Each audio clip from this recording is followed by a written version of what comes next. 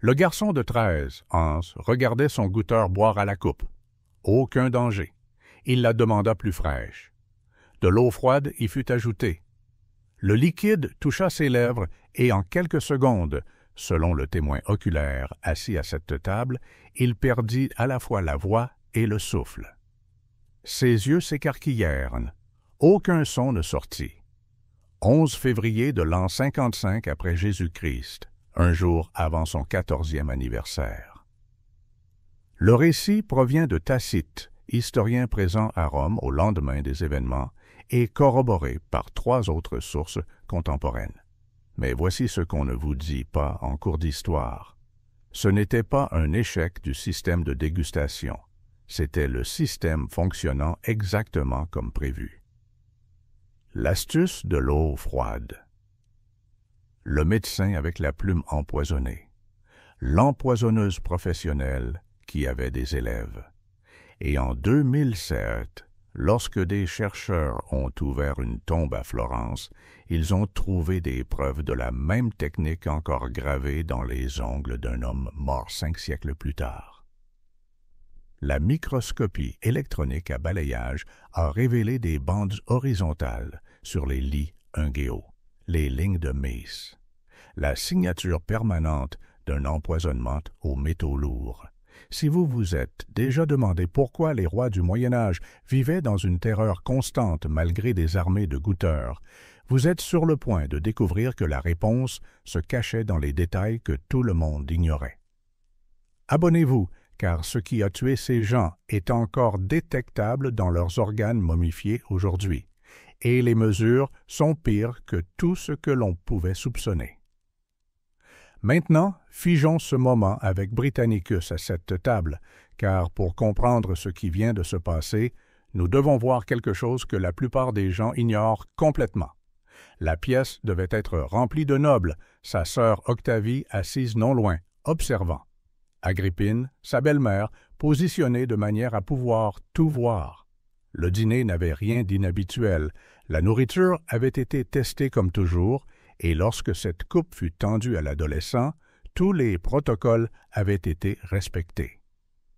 Le goûteur avait déjà confirmé que la boisson était sûre en y buvant lui-même. C'est la partie qui importe. Le système a fonctionné. Il a fonctionné exactement comme prévu. La boisson chaude a passé l'inspection, mais ensuite, Britannicus a fait une simple demande, du genre que n'importe qui pourrait faire, demandant que la température soit ajustée car le liquide était trop chaud pour être confortable. Quelqu'un a ajouté de l'eau froide.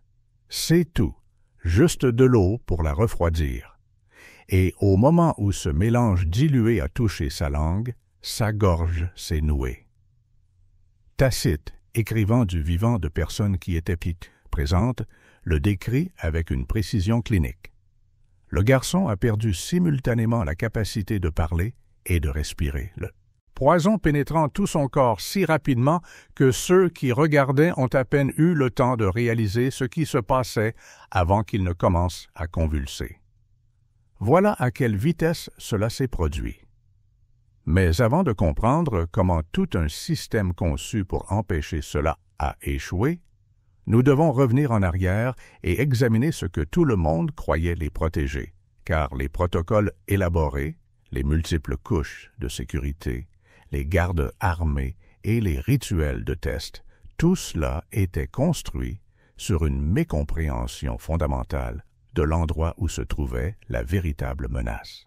Si vous pensez savoir comment fonctionnaient les goûteurs, vous êtes sur le point de découvrir que la vérité était bien plus troublante. Et cela commence par comprendre que les Romains n'ont pas inventé cette profession par paranoïa. Ils l'ont créée parce qu'ils avaient déjà appris quelque chose de terrible sur la nature humaine et la proximité du pouvoir. Au Moyen Âge, les protocoles avaient évolué pour devenir quelque chose qui semblait absolument inviolable, une forteresse de procédures construites sur des siècles de rois assassinés et de survivants paranoïaques qui continuaient d'ajouter des couches, convaincus que suffisamment de précautions pourraient enfin les mettre en sécurité. Laissez-moi vous expliquer à quoi cela ressemblait réellement. car le système de la crédence qui s'est développé n'était pas seulement prudent, il était obsessionnel, frôlant le théâtral dans sa complexité. Les tests commençaient dans la cuisine royale elle-même, avant même que la nourriture ne quitte la zone de préparation.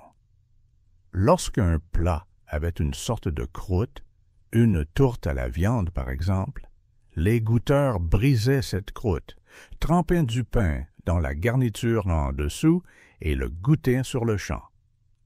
Ensuite, les plats testés étaient transportés en procession formelle, chaque serviteur marchant à la vue des gardes armés jusqu'à la salle à manger royale, où ils étaient placés sur un meuble appelé la crédence, qui tire littéralement son nom de ces tests de créance pour le poison. C'est là que ça devient encore plus élaboré. Chaque serviteur devait manger du plat spécifique qu'il avait lui-même porté. Pas n'importe quel plat, son plat, celui dont il avait été responsable du transport. Et des gardes armés se tenaient en position pour s'assurer qu'absolument aucune personne non autorisée ne puisse approcher cette nourriture entre la cuisine et la table. Tout ce que le roi buvait est assuré, que ce soit de l'eau, du vin ou de la bière, passait par le même processus. Le goûteur versait quelques gouttes dans ce qu'ils appelaient le bassin d'essai, le bassin de test, et le buvait devant des témoins. Il testait même l'eau que le roi utilisait pour se laver les mains avant et après manger, en versant un peu du bassin royal sur les propres mains du testeur pour vérifier si cela causait une douleur ou une brûlure. Le médecin et philosophe Maïmonide a écrit des instructions spécifiques à ce sujet, notant qu'il était préférable que le goûteur prenne une grande et généreuse portion de la nourriture plutôt qu'une simple bouchée polie, car une petite quantité pourrait ne pas contenir assez de poison pour produire des symptômes. Henri VIII a compris ce principe lorsqu'il s'agissait de protéger son fils et héritier durement gagné, le futur Édouard VI. Il faisait littéralement se gaver les goûteurs avec le lait, le pain, la viande, les œufs et le beurre du jeune prince avant que le garçon ne puisse en prendre ne serait-ce qu'une cuillerée. Au moment où la nourriture atteignait réellement l'assiette du monarque, elle était au mieux tiède et, selon les récits contemporains, elle ressemblait souvent plus à une pâtée pour chien qu'à un dîner de roi, brisée et échantillonnée tant de fois qu'elle ressemblait à peine à un repas correct. Pensez à la psychologie ici. Couche après couche de protection. Plusieurs personnes testant, surveillance armée, protocole formel, procédure attestée. Si autant de personnes l'ont testé, rien ne pourrait passer, n'est-ce pas? Imaginez ce niveau de paranoïa, cet engagement envers la sécurité, les ressources considérables consacrées à protéger une seule personne du poison. Maintenant, imaginez découvrir que tout cela était inutile, que chacune de ces précautions élaborées pouvait être contournée par quelque chose de si simple, de si élégant, que lorsque vous entendrez comment cela fonctionnait, vous comprendrez pourquoi la menace n'a jamais vraiment été le poison lui-même, mais quelque chose de bien plus fondamental concernant ceux qui se tenaient au plus près du pouvoir. La réponse à la question de savoir où se trouvait cette menace nous ramène plus de 1000 ans avant même l'existence de ces protocoles médiévaux à la Rome antique, où ils avaient un mot latin spécifique pour cette profession. Praegustator, littéralement celui qui goûte avant. Les Romains ont créé ce rôle parce qu'ils comprenaient quelque chose de viscéral à propos de l'assassinat, à savoir que le poison était l'arme de choix lorsque vous vouliez tuer quelqu'un entouré de gardes du corps, lorsque poignarder ou étrangler était impossible parce que votre cible ne marchait jamais seule. Au 1er siècle après Jésus-Christ, avoir un praegustator n'était pas seulement courant parmi les riches, c'était attendu, un symbole de statut, autant qu'une mesure de sécurité. L'empereur Claude, qui a régné de 40 et 1 à 54 après Jésus-Christ, employait un goûteur nommé Halotus, un eunuque qui détenait le poste officiel de goûter tout ce que l'empereur consommait. Claude est un personnage intéressant car, selon la plupart des récits historiques, il était en fait un dirigeant compétent, contrairement à certains des désastres absolus qui l'ont précédé et suivi. Il n'était pas connu pour sa cruauté excessive ou sa folie.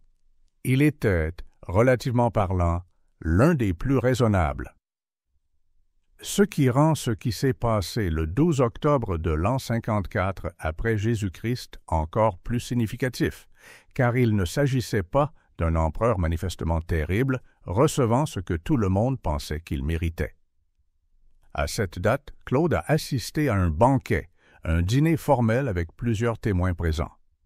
La nourriture servie comprenait des champignons, ce qui est important car toutes les sources nous disent que c'était l'un des aliments préférés de Claude.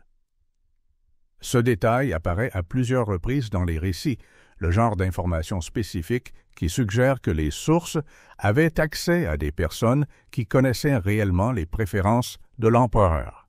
Et c'est là que notre documentation devient intéressante, car nous n'avons pas seulement la version d'une seule personne sur ce qui s'est passé ensuite. Nous avons Tacite, écrivant ses annales quelques décennies après l'événement. Nous avons Suétone, qui avait accès aux archives impériales lorsqu'il a écrit sa vie des 12 Césars. Nous avons Dion Cassius, compilant son histoire romaine au IIIe siècle en utilisant des sources antérieures. Nous avons même le satiriste Juvénal qui y fait des références. Tous ces écrivains, travaillant à partir de perspectives et de sources différentes, s'accordent à dire que quelque chose s'est passé à ce banquet. Ils s'accordent à dire que cela impliquait des champignons. Ils s'accordent à dire que Claude est tombé violemment malade. Et ils s'accordent sur ce qui a suivi, bien que ce qu'ils décrivent révèle la première terrible faille du système, la vulnérabilité qu'aucune quantité de gardes armés ou de protocoles de test ne pourrait jamais vraiment éliminer, car le danger n'était pas un assassin extérieur essayant de faire passer du poison à travers les défenses. Le danger était déjà à l'intérieur.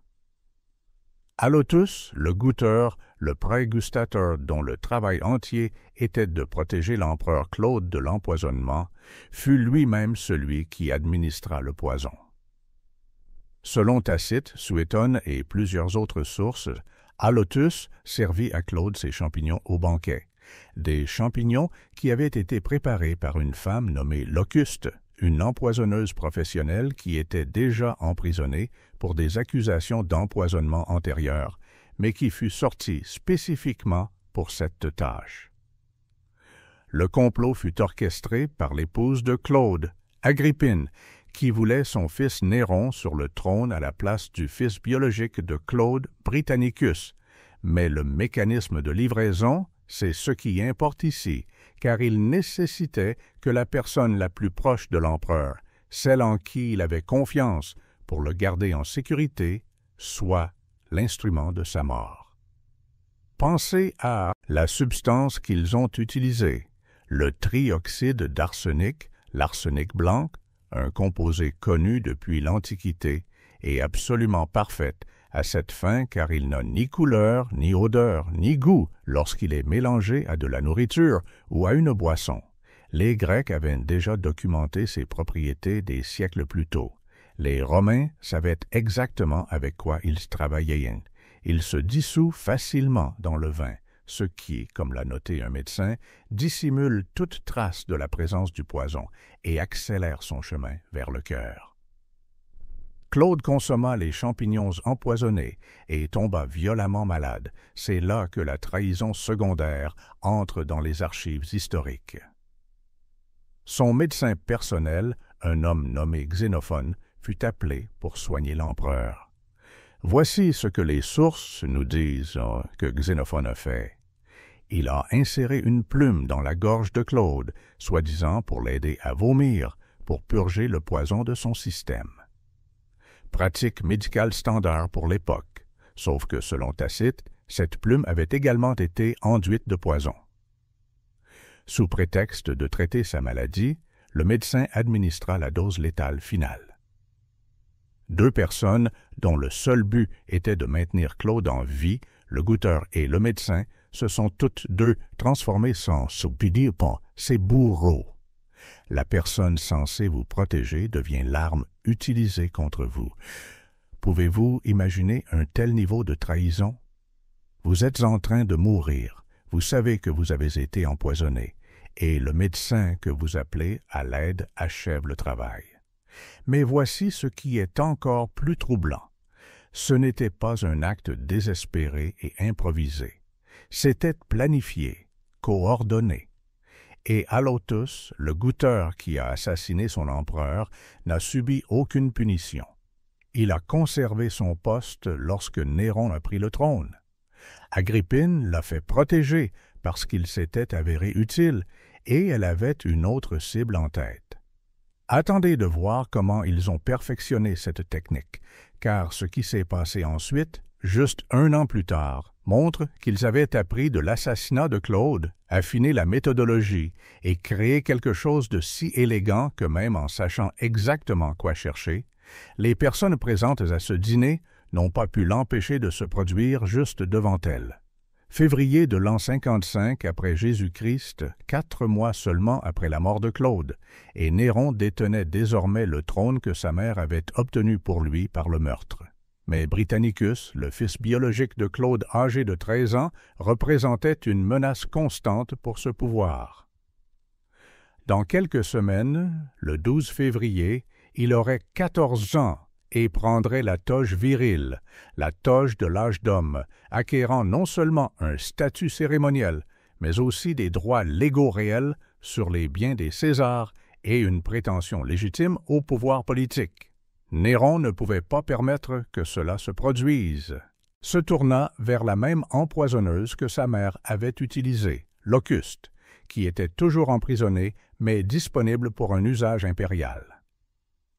Selon Tacite, Néron lui ordonna de préparer un poison pour tuer Britannicus le plus rapidement possible. Elle prépara quelque chose, le livra, et ce fut un échec. Non pas dans le sens où cela n'a pas fonctionné, mais dans le sens où cela a fonctionné trop lentement, prenant des heures pour produire des symptômes au lieu d'agir immédiatement. La réponse de Néron vous dit tout sur l'audace de l'entreprise. Il fit fouetter Locuste de sa propre main, la battant personnellement, et la menaça d'une exécution immédiate si elle ne créait pas quelque chose de plus rapide. Elle retourna à son travail et produisit un poison à base d'ingrédients déjà testés, comme le décrivent les sources, qui agirait aussi soudainement que s'il s'agissait de l'œuvre précipitée d'un poignard. C'est ici que la méthodologie devient absolument glaçante dans son élégance. Britannicus dînait à une table avec d'autres jeunes nobles du même âge, tous à la vue de leur famille. C'était coutumier, normal, en présence de témoins. Il avait un goûteur, un serviteur choisi dont le travail était de tester tout ce que le garçon consommait. Le goûteur accomplit son devoir.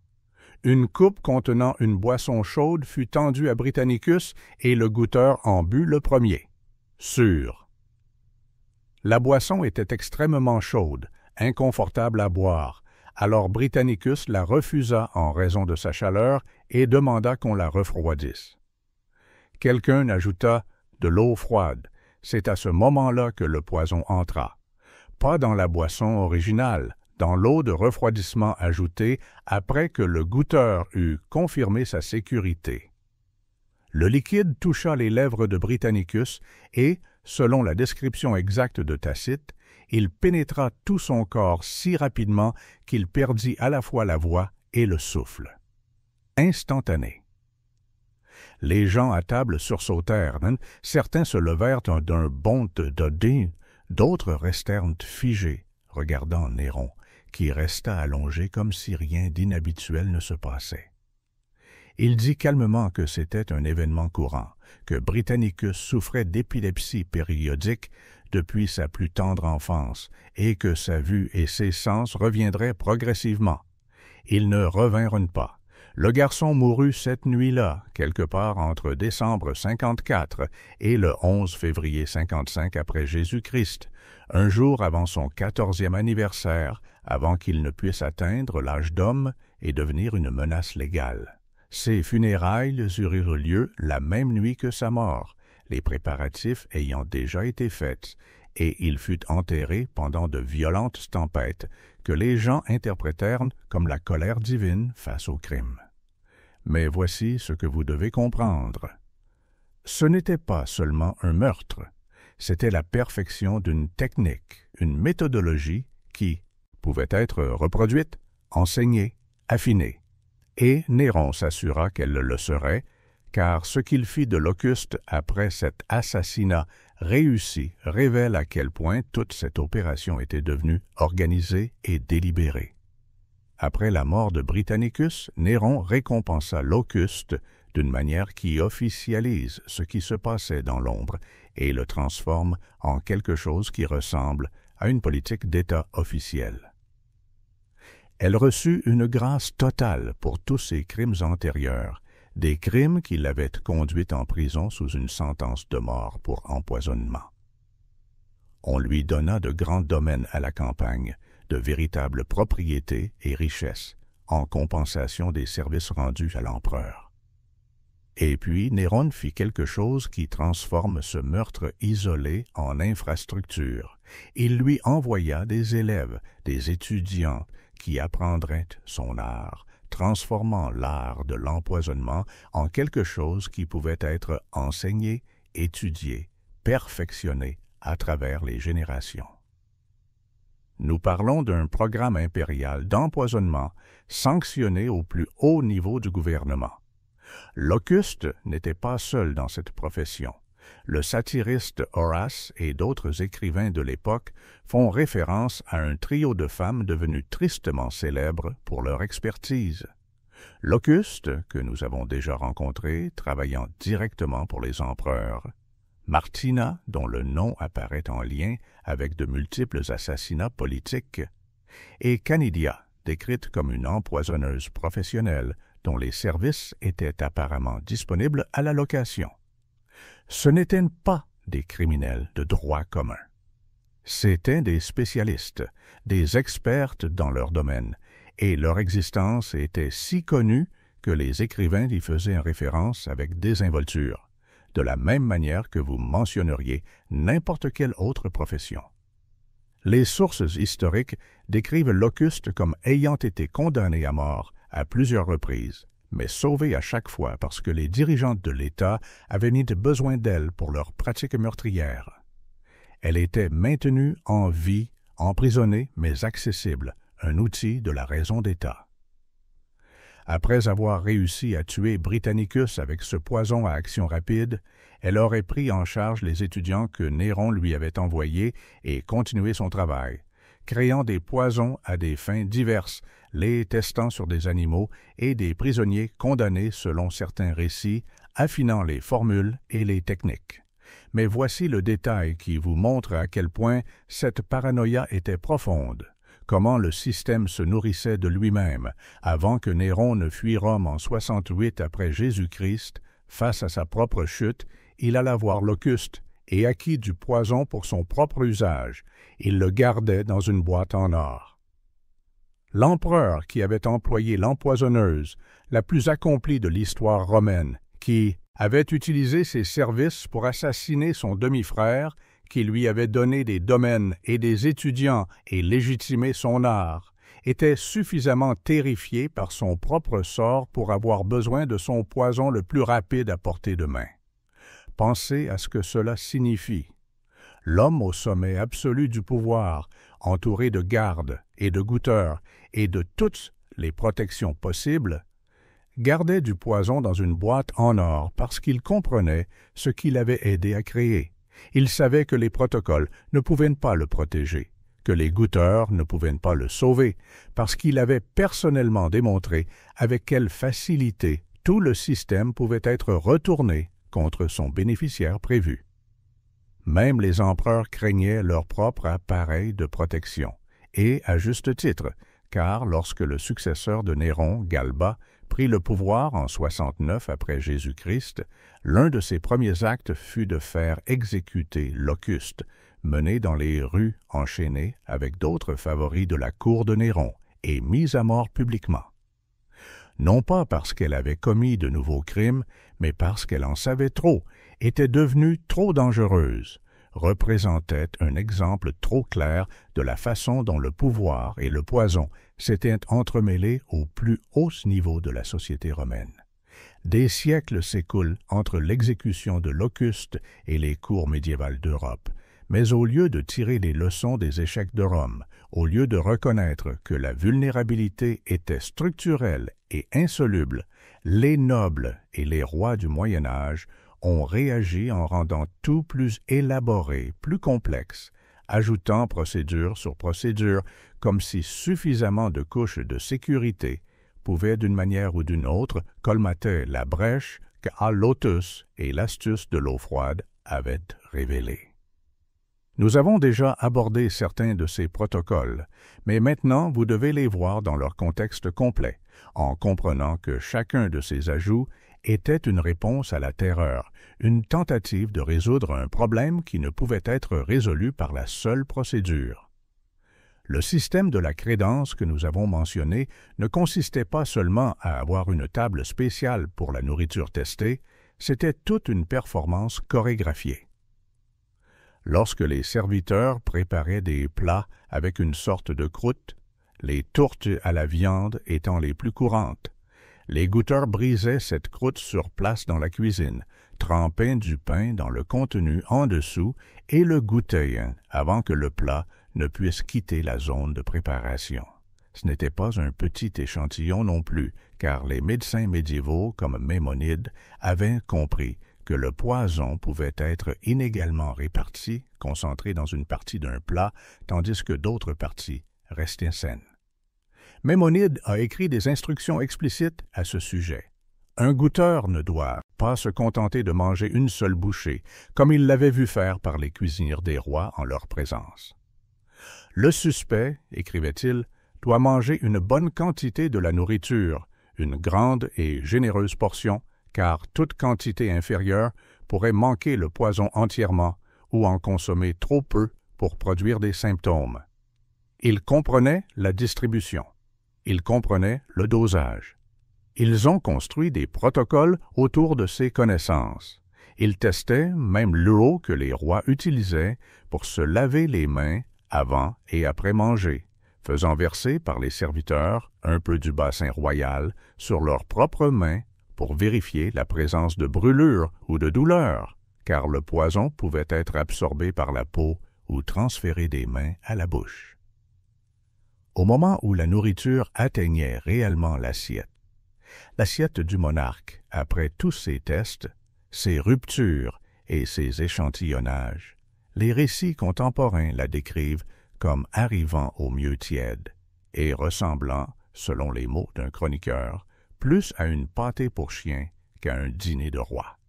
Le processus de test détruisait littéralement la présentation et la température du repas, mais cela était considéré comme acceptable, car rester en vie importait plus que de savourer sa nourriture. Le vin présentait des problèmes particuliers, car Maimonide et d'autres reconnaissaient que le liquide était le mécanisme de livraison parfait pour le poison. Il a écrit que l'astuce se fait facilement en mélangeant le poison avec du vin, car le vin dissimule l'apparence, le goût et l'odeur du poison, et voici la partie critique. Il accélère le poison sur son chemin vers le cœur. Il comprenait que l'alcool améliorait l'absorption, rendait les poisons plus rapides, ce qui signifiait que boire quoi que ce soit nécessitait des tests encore plus minutieux que la nourriture solide. Certains nobles insistaient pour que le vin soit versé à partir de récipients scellés, ouverts en leur présence, que la personne ouvrant le récipient en boive d'abord, que plusieurs personnes l'échantillonnent à intervalles réguliers. Toute cette protection, toutes ces procédures affinées au fil des siècles, des protocoles qui détruisaient la qualité de chaque repas et transformaient le dîner en une opération de sécurité. Et pourtant, le problème fondamental restait intact, car on ne peut pas se frayer un chemin hors des mathématiques de base de la confiance et de la proximité par le biais de protocoles. Même si vous pouviez garantir d'une manière ou d'une autre la loyauté de chaque personne impliquée dans la préparation et le test de la nourriture, même si la trahison n'était pas un facteur, il y avait un autre problème inhérent à la physique et à la chimie de l'empoisonnement qu'aucun protocole médiéval ne pouvait résoudre, et nous le savons avec une certitude absolue à cause d'un incident survenu en 1800.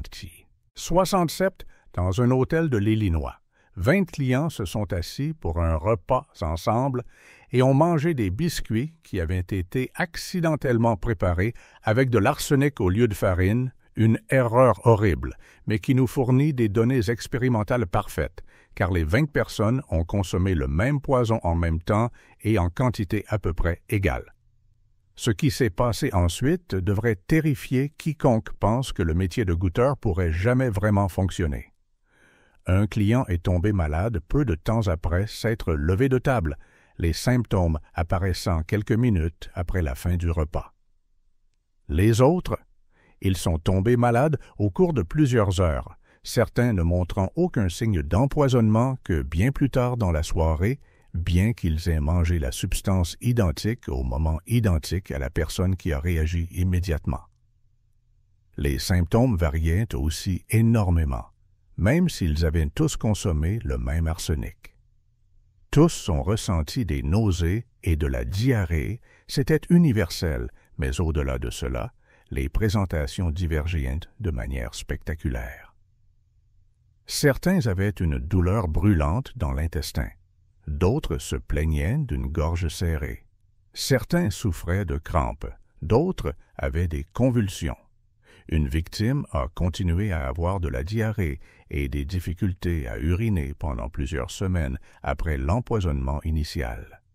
Les facteurs affectant le temps de réaction se sont avérés incroyablement individualisés. La taille, le poids, la génétique, l'état de santé général et de manière critique, la quantité de nourriture déjà présente dans l'estomac lorsque le poison est arrivé, car la nourriture existante dans le système digestif ralentirait considérablement l'absorption. Appliquez maintenant cette réalité à la situation des repas médiévaux, et vous voyez immédiatement l'impossibilité.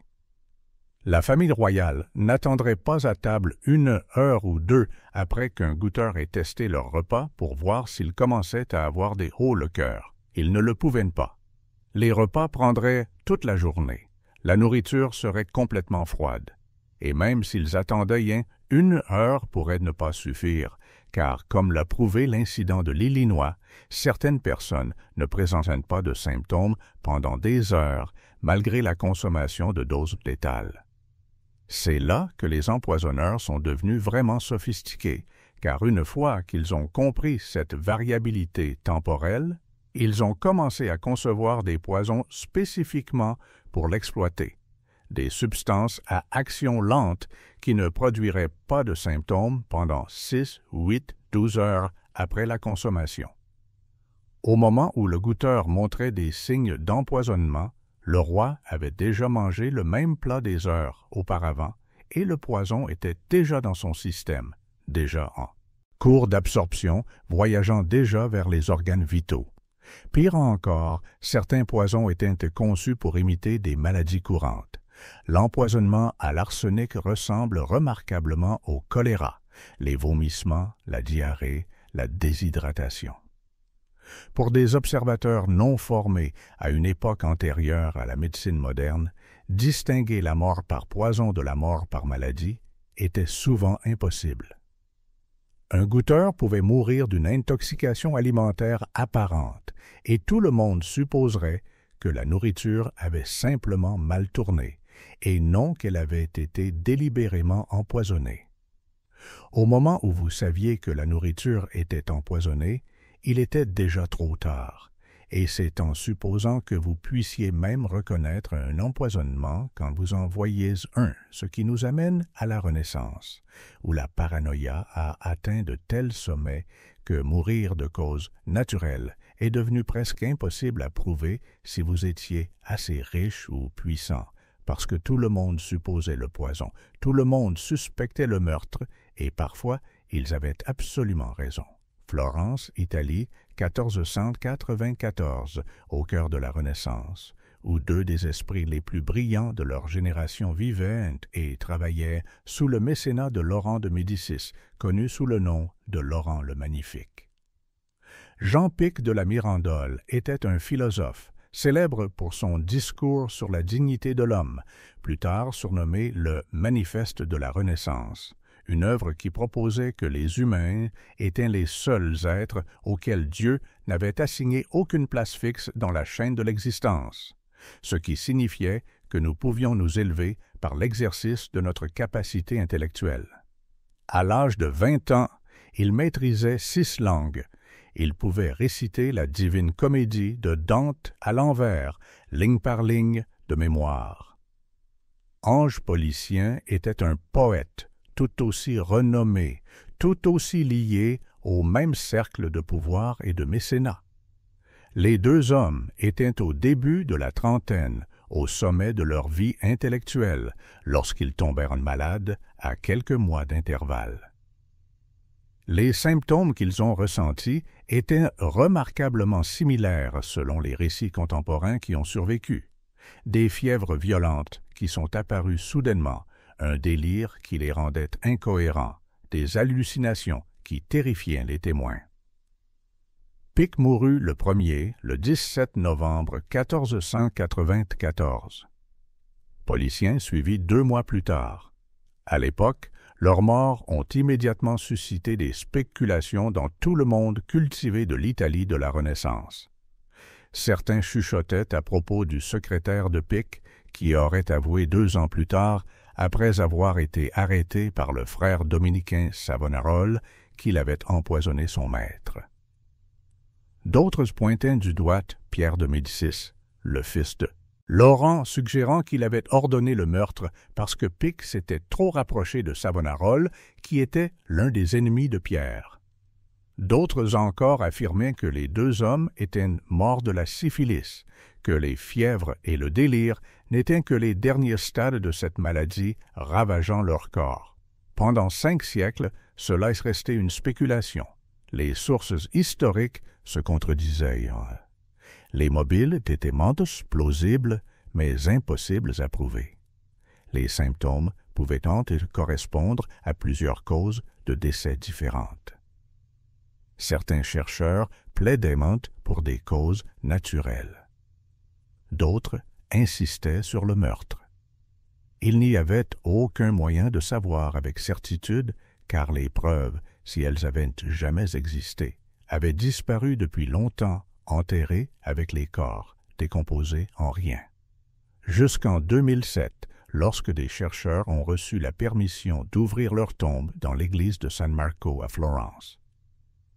Le professeur Giorgio Gruppioni de l'Université de Bologne a dirigé une équipe pluridisciplinaire, anthropologues, toxicologues et historiens travaillant ensemble. Et lorsqu'ils ont soulevé le couvercle de ce site funéraire séculaire, ils ont trouvé quelque chose d'inattendu. Les corps s'étaient partiellement momifiés. Des tissus subsistaient. L'os était intact. Et, ce qui est le plus critique pour ce qu'ils étaient sur le point de découvrir, certains des organes internes avaient été suffisamment bien conservés pour être testés. Ce qu'ils ont trouvé allait prouver un meurtre vieux de 500 ans. La preuve? Toujours dans ses ongles, gravés dans la kératine comme une signature qu'aucune durée ne pourrait effacer, attendant une technologie qui n'existerait pas avant un demi-millénaire pour enfin lire ce qui y avait été écrit dans les dernières semaines de sa vie. L'équipe a commencé par une analyse anthropologique pour confirmer qu'ils avaient les bons restes, utilisant la datation au radiocarbone et les tests d'ADN anciens pour vérifier qu'il s'agissait bien de pics de la Mirandole et d'anges policiens, car on ne peut pas faire d'affirmation sur un meurtre historique célèbre si l'on n'est pas certain du corps que l'on examine. Une fois l'identification confirmée, ils sont passés au travail toxicologique, prélevant des échantillons des tissus momifiés et des os qui avaient survécu 5 siècles dans cette tombe. L'analyse des métaux lourds a immédiatement révélé quelque chose de frappant. Les restes de pics contenaient des niveaux d'arsenic presque 2 fois supérieurs à la quantité considérée comme normale dans la population de la période de la Renaissance, des concentrations que les chercheurs ont décrites comme compatibles avec une forme d'exposition aiguë à l'arsenic.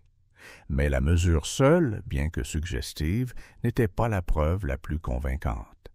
Celle-ci est venue lorsqu'ils ont examiné ses ongles à l'aide de la microscopie électronique à balayage et de la microscopie optique, en regardant la structure de la kératine à des grossissements qui révélaient des détails microscopiques invisibles à l'œil nu. Ce qu'ils ont vu, ce sont des bandes de décoloration courant horizontalement sur les lys unguéaux, des lignes transversales de coloration altérée qui avaient un nom spécifique en pathologie médico-légale. Les lignes de Metz, également appelées le Konichi vrai, l'un des signes caractéristiques de l'empoisonnement aux métaux lourds. Voici ce que sont les lignes de Metz et pourquoi elles sont si profondément importantes. Lorsque votre corps est exposé à des niveaux toxiques de métaux lourds comme l'arsenic, le poison perturbe la production normale de kératine dans vos ongles et vos cheveux. Cette perturbation crée des bandes visibles, des lignes horizontales, qui se forment pendant la période d'empoisonnement aigu et qui ensuite poussent avec l'ongle au cours des semaines suivantes.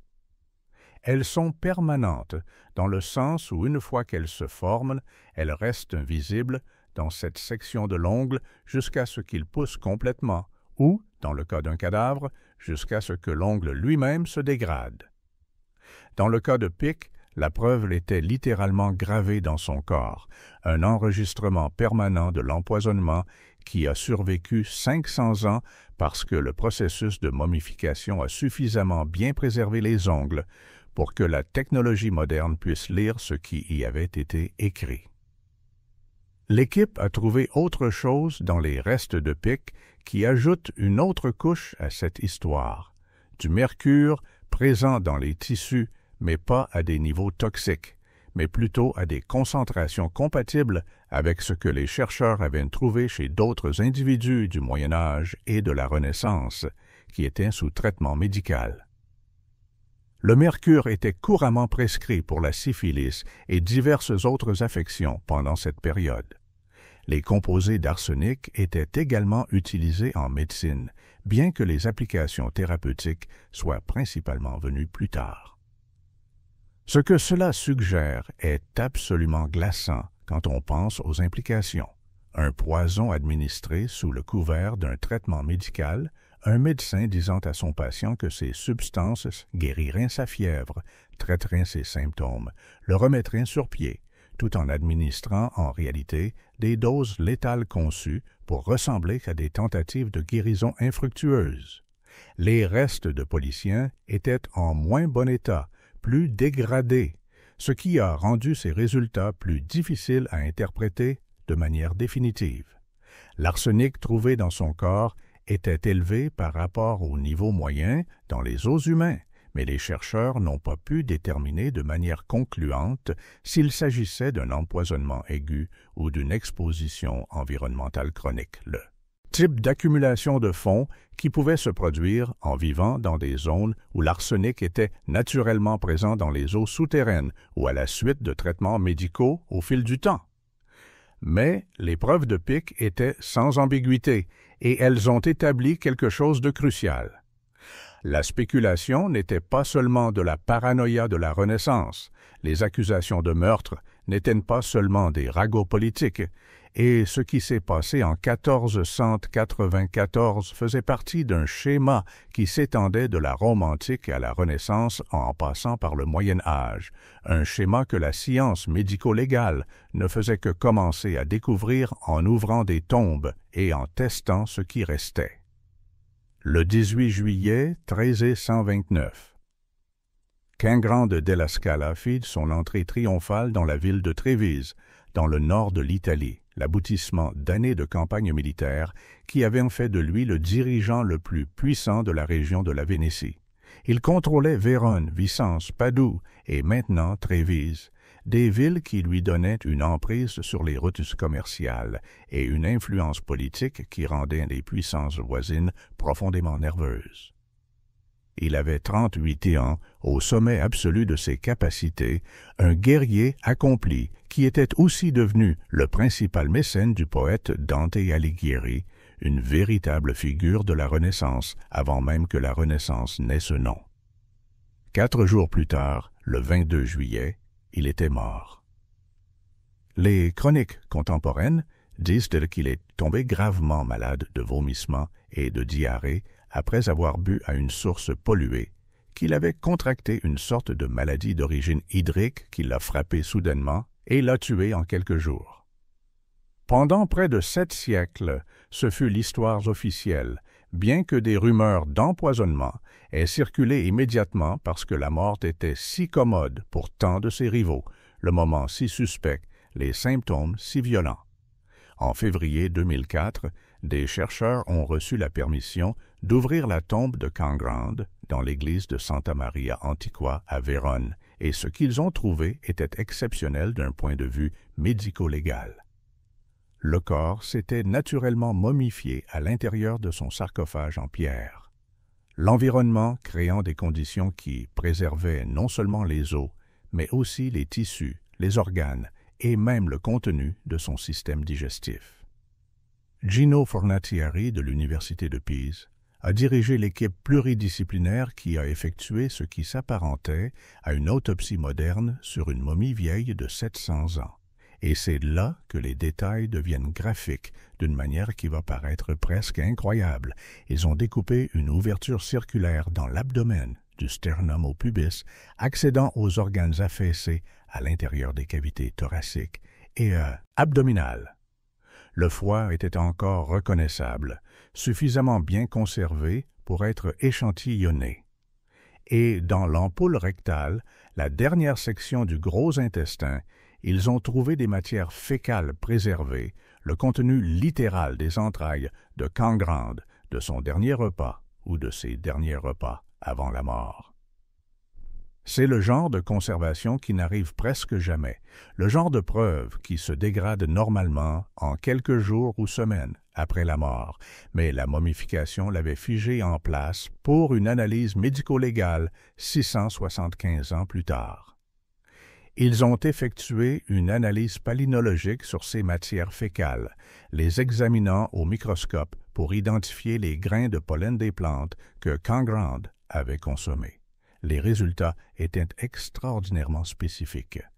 88,9% du pollen provenait de Matricaria chamomilla, la camomille commune, une plante largement utilisée en médecine médiévale comme sédatif et antispasmodique. De petites quantités de Morus nigra, le mûrier noir, étaient également présentes, une autre plante médicinale utilisée comme astringent pour les affections mineures. Et 11,1% du pollen provenait de Digitalis, la famille de la digitale, qui, au Moyen Âge, était considérée comme purement toxique, pas du tout médicinale.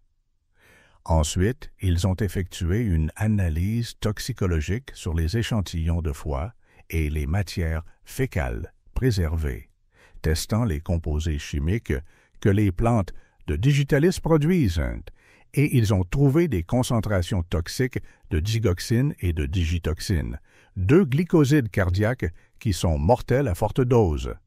Les niveaux qu'ils ont détectés s'étaient dégradés sur 7 siècles, ce qui signifie que l'exposition réelle de Cangrande au moment de la mort aurait été encore plus élevée que ce qui restait détectable. Parlons maintenant de ce que l'empoisonnement à la digitale fait à un corps humain, car les symptômes correspondent au récit historique avec une précision troublante. La digitale affecte directement le cœur, mais les premiers symptômes ne sont pas cardiaques. Ils sont gastro-intestinaux, nausées sévères, vomissements violents, diarrhée, douleurs abdominales. Exactement ce que les chroniques décrivent comme ayant été vécus par Cangrande. Alors que le poison continue d'agir, il provoque des troubles visuels, de la confusion, des hallucinations et finalement des changements fatals du rythme cardiaque. La camomille et le mûrier noir trouvés à côté de la digitale suggèrent qu'il ne s'agissait pas d'une ingestion accidentelle d'une plante vénéneuse.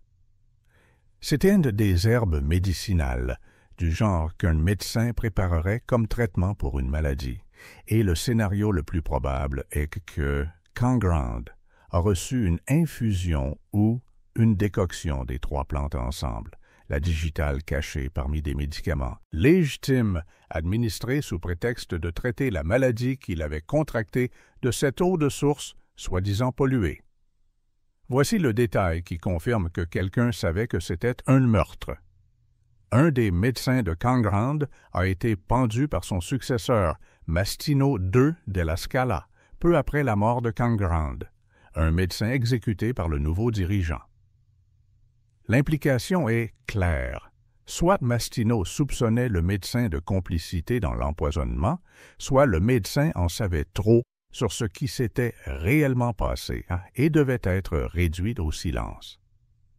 Ils lui ont fait ingérer du poison, l'ont appelé médicament, et nous avons trouvé les preuves dans ses entrailles, 675 ans plus tard, des grains de pollen préservés et des concentrations toxiques de composés qui n'auraient pas dû être là. La preuve que les rumeurs étaient vraies, que la mort commode d'un dirigeant puissant au sommet de son succès était exactement ce qu'elle semblait être, un meurtre déguisé en traitement pour une maladie.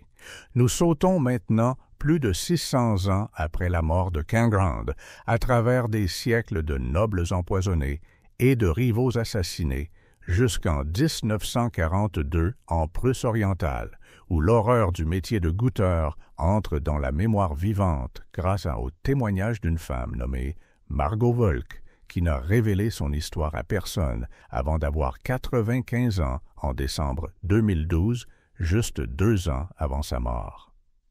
Margot avait fui son appartement bombardé à Berlin pendant la guerre et s'était installée dans le village de Grossbach pour vivre avec sa belle-mère, ne sachant pas qu'à moins de 3 kilomètres de là se trouvait la Wolfschanz, la tanière du loup, le quartier général militaire du front de l'Est d'Adolf Hitler. Peu après son arrivée, le maire local a sélectionné 15 jeunes femmes de la région, dont Margot, et les a informées qu'elles serviraient de goûteuses pour le Führer. Elles étaient conduites en bus au village voisin de Krausendorf 5 jours par semaine, arrivant à temps pour la dégustation qui avait lieu entre 11h et midi. Le personnel de service remplissait des plateaux de légumes, de sauces, de plats de nouilles et de fruits exotiques, les plaçant sur une grande table en bois où les femmes s'asseyaient et mangeaient tout en étant observées. Le témoignage direct de Margot, donné lors d'interviews vers la fin de sa vie, décrit l'expérience avec une simplicité dévastatrice. Il n'y avait jamais de viande car Hitler était végétarien. La nourriture était bonne, très bonne, mais nous ne pouvions pas en profiter. La raison pour laquelle elle ne pouvait pas en profiter était qu'après avoir mangé, elle devait rester assise à cette table pendant 1 heure entière, attendant de voir si quelqu'un présenterait des symptômes d'empoisonnement, s'observant les unes les autres à la recherche de signes de détresse, chaque minute s'étirant alors qu'elle se demandait si ce repas serait le bon, si la prochaine crampe ou vague de nausée était le début de la fin. Et quand cette heure s'écoulait enfin et que personne n'était mort, quand elles étaient libérées et savaient qu'elles avaient survécu 1 jour de plus, Margot décrivait ce qui se passait ensuite en des termes qui révèlent la destruction psychologique que cela causait. Elles éclataient en sanglots et pleuraient comme des chiens parce qu'elles étaient reconnaissantes d'être encore en vie, 3 fois par jour, chaque jour, pendant 2 ans et demi. Penser à la routine, se réveiller, être conduite au lieu de test, manger de la nourriture qui pourrait vous tuer, attendre 1 heure dans la terreur, pleurer de soulagement si vous survivez, rentrer chez vous, répéter le lendemain.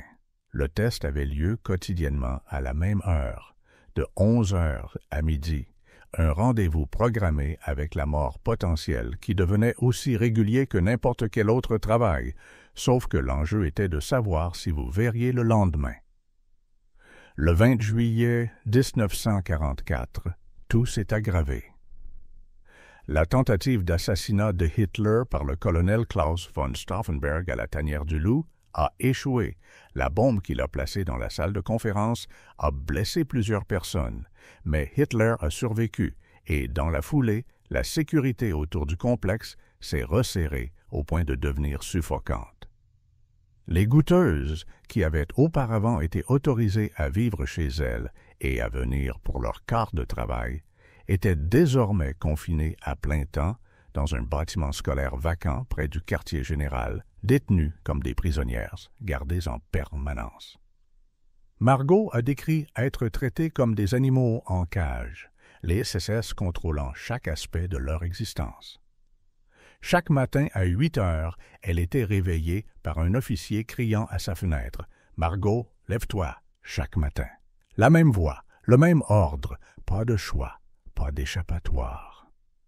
Cela a continué jusqu'à la fin de l'année 1944, lorsque les forces soviétiques ont avancé à quelques kilomètres de la tanière du Loup et que le complexe a été évacué. Un lieutenant, faisant preuve de pitié ou peut-être reconnaissant le sort qui les attendait si elles restaient, a pris Margot à part et l'a mise dans l'un des derniers trains pour Berlin. Les 14 autres femmes ont été laissées derrière. Après la fin de la guerre, Margot a de nouveau rencontré ce même lieutenant et il lui a dit ce qu'elle avait probablement déjà deviné. Toutes les autres goûteuses avaient été abattues par des soldats soviétiques lorsque l'armée rouge a envahi la position. 14 femmes, dont nous ignorons pour la plupart les noms, qui accomplissaient le même travail terrifiant que Margot, sont mortes non pas de poison mais de la guerre qui les avait forcées à jouer ce rôle. Margot a survécu, mais y a porté le traumatisme pour le reste de sa vie, ne parlant jamais de ses expériences pendant près de 70 ans jusqu'à cette interview pour son 95e anniversaire, et elle est morte en 2014, seul témoin de cette horreur particulière à avoir vécu assez longtemps pour raconter à quiconque ce que c'était réellement. Elle a survécu à 900 jours de cela, 900 jours à manger de la nourriture qui pourrait être empoisonnée, à attendre 1 heure pour voir si la mort arrivait, à pleurer quand ce n'était pas le cas. Pensez à cela. Pensez au poids accumulé de 900 expériences individuelles de terreur et comprenez que cette pratique, cette utilisation d'êtres humains comme équipement de tests biologiques pour le poison, s'est étendue en une ligne ininterrompue de la Rome antique au XXe siècle en passant par l'Europe médiévale, fondamentalement inchangée dans sa logique malgré tous les progrès technologiques qui l'entouraient. Quand on prend du recul et qu'on observe le schéma sur 2000 ans, ce qui devient visible est quelque chose que les cas individuels obscurcissent, un silence coordonné sur les personnes qui ont réellement fait ce travail, dont les corps ont absorbé le poison destiné aux empereurs, aux rois et aux généraux, dont la mort a soit sauvé leur maître, soit confirmé que la nourriture était contaminée. Les goûteurs occupaient la même position sociale que les gens qui vidaient les pots de chambre ou nettoyaient les écuries, des serviteurs remplaçables dont la vie individuelle importait moins que leur fonction, et les archives historiques les traitent en conséquence. Nous connaissons le nom d'Halotus parce qu'il a assassiné un empereur. Nous connaissons le nom de Margot Volk parce qu'elle a survécu et a parlé. Mais la grande majorité des personnes qui ont rempli ce rôle au cours des siècles sont mortes anonymement. Leurs noms n'ont jamais été enregistrés. Leur mort notée seulement si elles sauvaient quelqu'un d'important ou si leur échec à détecter le poison entraînait un assassinat notable. Pensez à ce que cela signifie pour notre compréhension de la fréquence de cette pratique. Le premier incident enregistré d'empoisonnement de masse à Rome a eu lieu au IVe siècle avant Jésus-Christ lors d'une grave épidémie, et ce que les sources décrivent est un groupe de femmes accusées d'empoisonnement concerté et exécutées pour cela. Les historiens modernes qui analysent ces récits suggèrent que beaucoup, probablement la plupart, de ces condamnées étaient innocentes, des boucs émissaires à une époque où la superstition était endémique et où les gens avaient besoin de quelqu'un à blâmer pour la maladie qui tuait leur famille. Combien de personnes sont mortes dans ces purges? Nous ne savons pas. Leurs noms ont disparu. Entre 1328 et 1759, sur plus de 4 siècles d'histoire florentine, les archives de la ville documentent exactement 6 condamnations à mort pour empoisonnement, et dans un seul de ces cas, la personne condamnée a tué plus d'une victime. 6 cas en 400 ans. Pendant ce temps, les légendes parlent de meurtre, en gros. Des Borgia empoisonnant des dizaines de personnes, de Venise, Milan et Florence, courant de poison, de chaque mort noble étant suspecte. L'écart entre la documentation et la légende est énorme, et une partie de cet écart existe parce que les empoisonnements réussis ressemblaient souvent à une mort naturelle. Mais une autre partie existe parce que les personnes qui auraient été les principales victimes, les goûteurs eux-mêmes, ne méritaient pas d'être conservés dans l'histoire. Jusqu'en 1836, il n'y avait aucun moyen fiable de détecter l'arsenic dans un cadavre.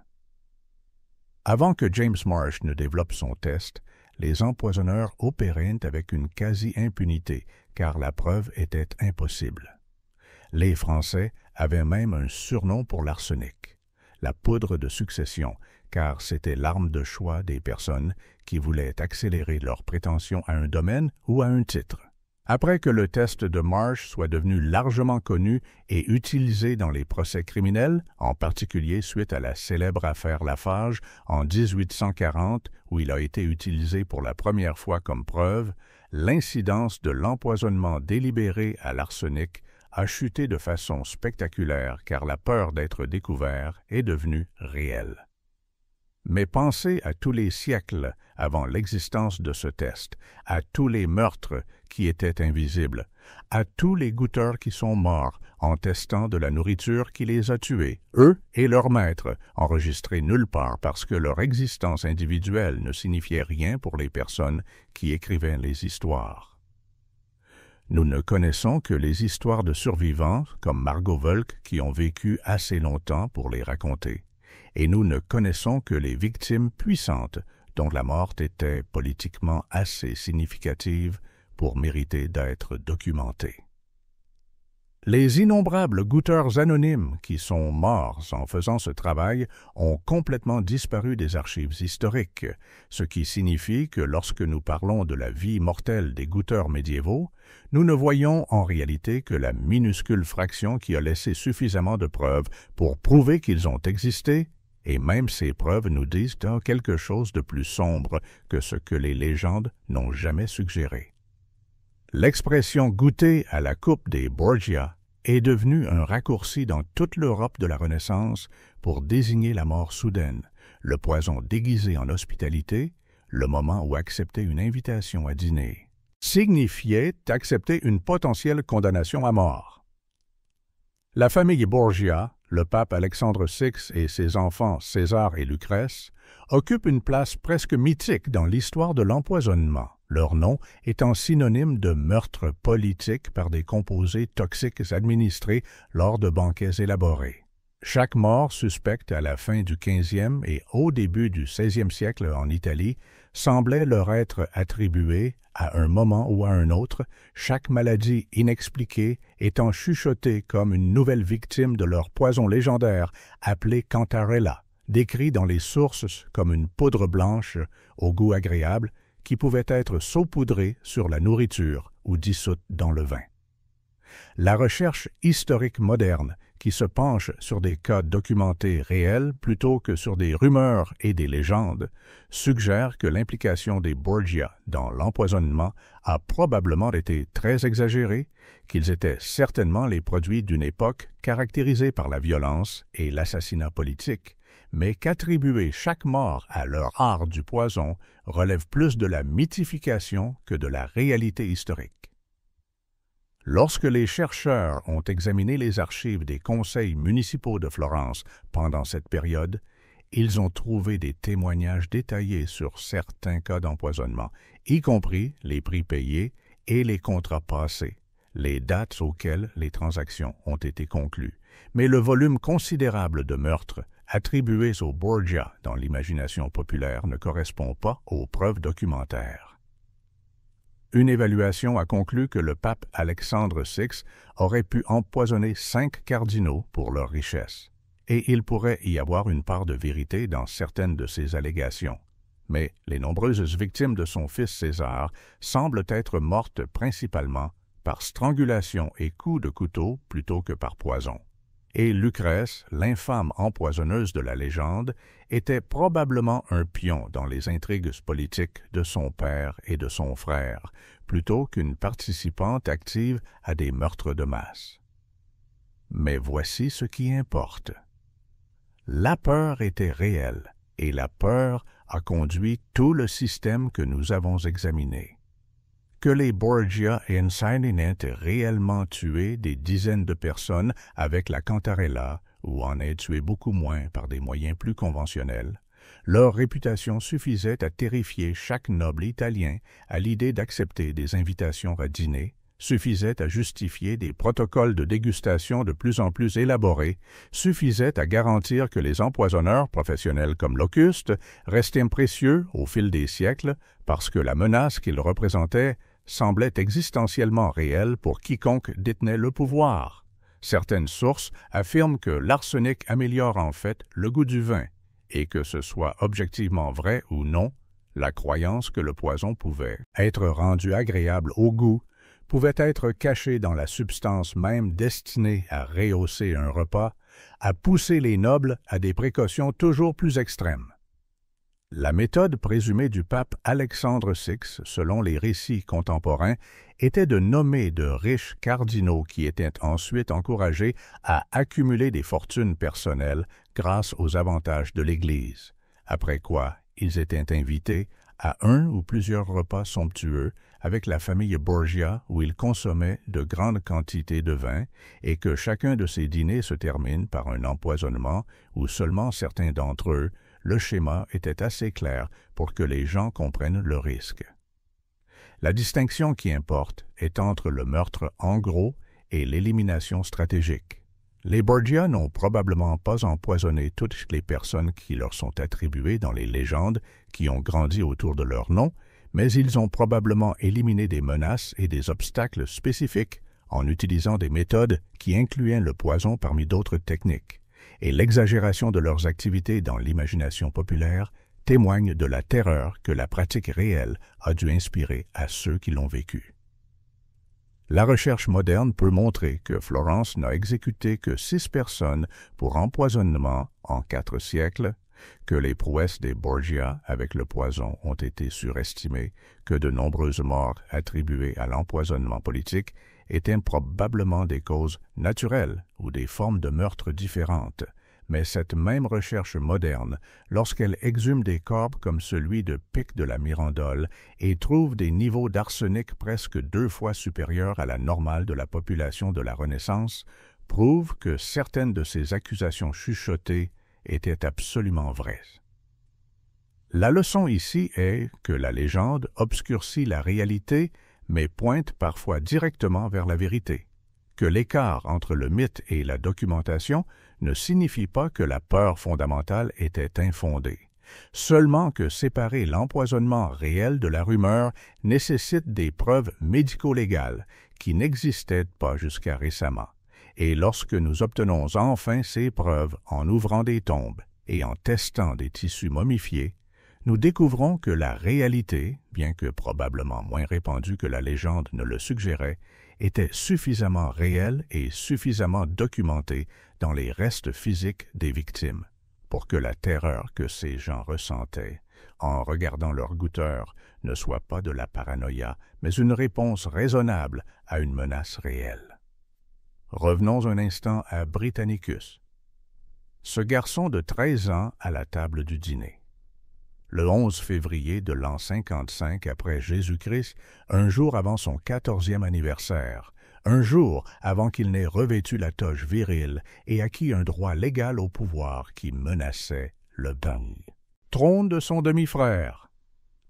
L'astuce de l'eau froide qui l'a tué était si simple, si élégante, si complètement imparable qu'aucun protocole ou test n'aurait pu l'empêcher. Et cette simplicité est ce qui me hante le plus dans toute cette histoire, car sur 2000 ans, de la Rome antique au XXe siècle, en passant par l'Europe médiévale, le schéma fondamental n'a jamais changé. Les plus proches de vous, les personnes dont le seul but était de vous garder en sécurité, sont devenues les armes utilisées contre vous. Votre goûteur a administré le poison. Votre médecin a achevé le travail avec une plume empoisonnée. Le médicament destiné à vous guérir a délivré des doses létales de digital déguisé en traitement. La nourriture destinée à vous nourrir est devenue le mécanisme de livraison de votre mort. Chaque protocole élaboré, chaque couche de sécurité, chaque innovation dans la procédure de test n'a pas réussi à résoudre le problème de fond, car la menace ne venait pas de l'extérieur du système, elle venait de l'intérieur, des personnes en qui vous deviez avoir confiance, parce que le pouvoir exige la proximité, et la proximité exige la confiance, et la confiance crée une vulnérabilité qui ne peut être éliminée par la procédure. La science médico-légale moderne, en ouvrant des tombes des siècles après les meurtres, prouve ce que les légendes chuchotaient, trouvant des preuves gravées dans les ongles sous forme de lignes de maïs dues à l'empoisonnement aux métaux lourds, détectant des concentrations toxiques dans des échantillons de foie d'organes momifiés, analysant des grains de pollen dans des matières fécales préservées pour reconstituer les derniers repas qui contenaient des fleurs destinées à tuer. Ce n'étaient pas des meurtres au hasard ou des crimes passionnels, c'étaient des éliminations calculées motivées par l'héritage, la succession et les mathématiques du pouvoir, chaque mort créant une opportunité pour quelqu'un d'autre de s'élever, chaque empoisonnement justifié dans l'esprit du conspirateur comme nécessaire pour le plus grand bien, la survie personnelle ou la continuation dynastique. Le système ne pouvait pas fonctionner parce que la menace venait de l'intérieur et toutes les personnes impliquées le savaient.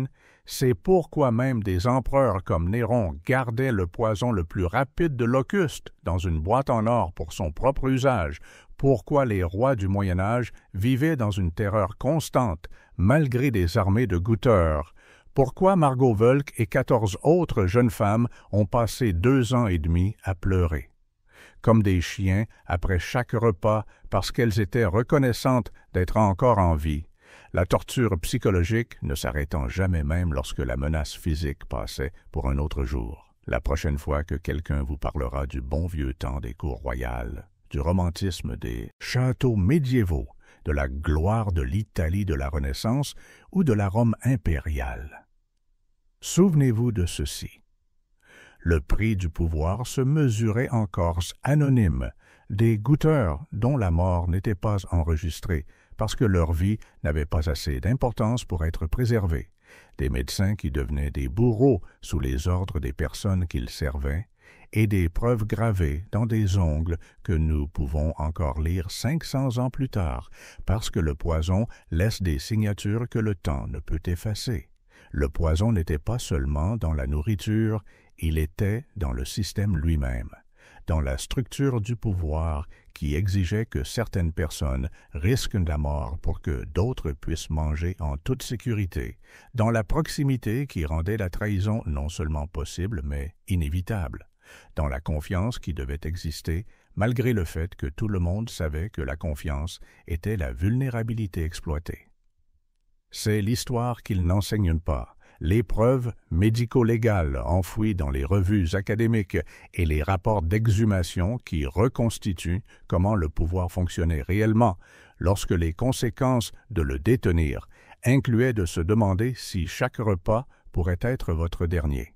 Si vous voulez plus d'histoires comme celle-ci, des enquêtes basées sur des preuves dans les coins les plus sombres de l'histoire, où la science moderne prouve ce que la légende ne faisait que chuchoter, abonnez-vous maintenant, car la semaine prochaine nous ouvrons une autre tombe, et ce qu'ils ont trouvé change tout ce que nous pensions savoir sur la façon dont l'une des familles les plus puissantes de l'histoire est réellement morte.